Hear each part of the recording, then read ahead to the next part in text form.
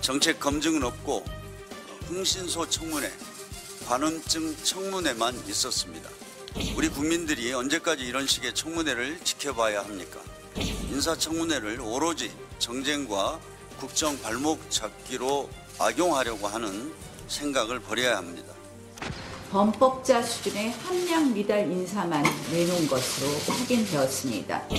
국무회의장이 아니라 당장 수사기관에 앉아야 할 후보가 대부분이었던 것 아닌가.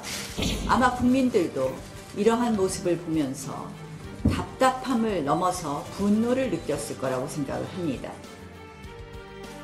인사청문회가 모두 끝났습니다. 사흘간 7명의 후보자에 대한 청문회가 진행됐죠. 자, 그런데 방금 들으신 것처럼 이번 청문회에 대한 여야 평가 확연히 달랐습니다. 정반대였습니다. 그런데 하나는 같았습니다.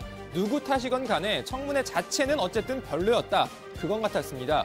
청문회 왜 별로였고 무엇이 별로였는지 정리해보는 시간 갖겠습니다. 자, 우선 청문회를 왜 하는 건지 한번 볼까요? 인사청문회 시작할 때 이 진행을 맡은 상임위원장이 공통적으로 하는 인사말이 있습니다. 이것부터 들어보시죠.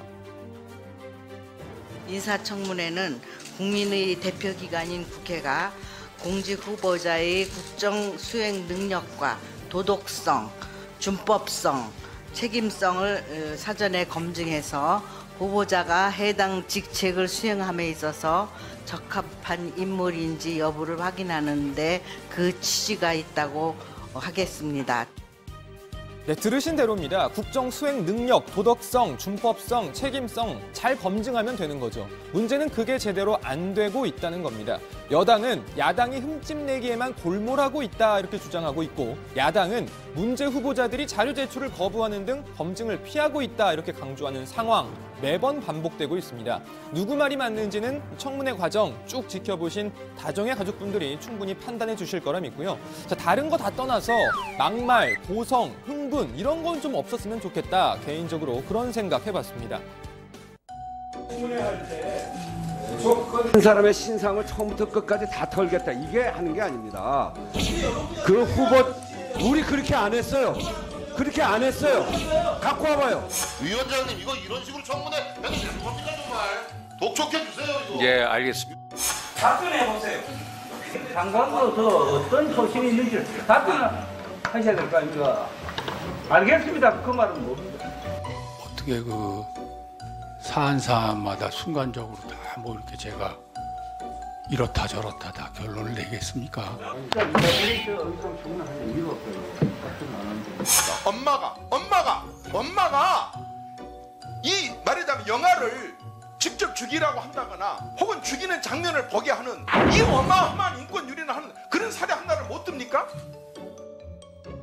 네, 야당이 공세적인 입장이 강하다 보니까 야당 의원들의 사례가 어떻든 좀 많이 몰려 있는 것 같네요. 자, 아무튼 물론 청문회 질의하고 하다 보면 답답할 수도 있죠. 후보자의 답변이 마음에 안 들 수도 있고 필요한 자료 제때 안 주면 짜증날 수도 있습니다. 그래도 전 국민이 보는 청문회 자리에서 큰 소리 치고 하는 건 자제해줬으면 하는 그런 개인적인 바람입니다. 자, 그리고 이것도 청문회 때마다 반복되는 장면인데요. 일단 보시죠. 다시 한번 송구스럽다는 말씀을 송구스럽게 생각합니다. 다시 한번 송구스럽게 생각합니다. 정말 죄송합니다. 진심으로 송구하다는 말씀을 국민 정서상 참 송구스럽습니다.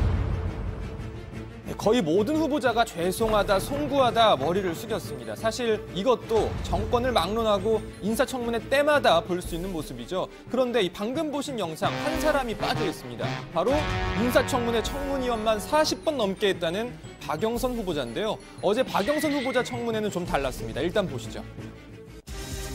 유방암과 관련된 부분은 전국적으로 유방암을 앓고 있는 여성들에게 모멸감을 주게 만드는 발언입니다. 제가 윤한홍 의원님 전립선 안 수술하셨습니까? 이렇게 말씀드리면 어떻게 느끼시겠습니까? 그거하고 다르죠. 제가 특혜 진료를 받았다면 여기서 사실대로 확인하는 거예요, 지금. 저도 청문회를 해봤지만 지금 이게 무슨 입출금 내역서를 원하시는 거 아닌가요? 입출금 내역서를 원하는 저는 그 후보자는 지금까지 못 봤고요. 제가 질의한 내용은 사용 금액을 달라고 했는데 평소 오늘의 상품권과 전통시장을 애용하고 있음 이렇게 동문서답을 보내요. 콩나물 2,000원 사면서 콩나물 파는 할머니한테 저 할머니 현금 영수 좀 끊어주세요. 이렇게 하기는 힘들지 않습니까? 그렇죠. 자, 어찌됐든 청문회는 모두 끝났습니다. 이제 남은 과제 인사청문 보고서 채택입니다. 국회 해당 상임위가 보고서 채택을 하면 그 뒤에 대통령이 장관 임명을 하게 되는 건데요. 일단 민주당은 하루속히 보고서를 채택해야 한다는 입장입니다. 흠결이 있다고 판단된다면 반대 의견을 청문 보고서에 담으면 됩니다. 마구잡이로 보고서 채택을 거부하는 것은 있어서는 안 됩니다. 네, 하지만 보고서 채택 쉬워 보이지가 않습니다. 제1야당인 한국당은 후보자 전원 부적격 입장을 밝히고 있고 문제는 다른 야당들도 후보자들에 대해서 부정적인 입장을 내놓고 있다는 겁니다. 마치 짜고 그랬던 것 아닌가 하는 생각이 들 정도로 도덕적 논란부터 역량에 관한 문제까지 걸리지 않은 후보자가 없었습니다. 국민들은 인사청문회를 통해서 장관 후보자들에 대해서 실망이 오히려 더 커졌습니다. 청와대 스스로 제시한 이 7대 검증 기준조차 통과하지 못한 후보자들이 다수입니다. 고위공직자들은 투기 또는 투기에 가까운 행위를 떳떳이 하면서 국민들에게는 투기를 근절하겠다고 말하면 누가 믿을 것입니까? 청와대의 경각심을 촉구합니다. 네, 청문회는 끝났지만 국회 인사청문보고서 채택과 청와대 임명 여부 등을 놓고 여야 갈등이 당분간 계속될 것으로 보입니다.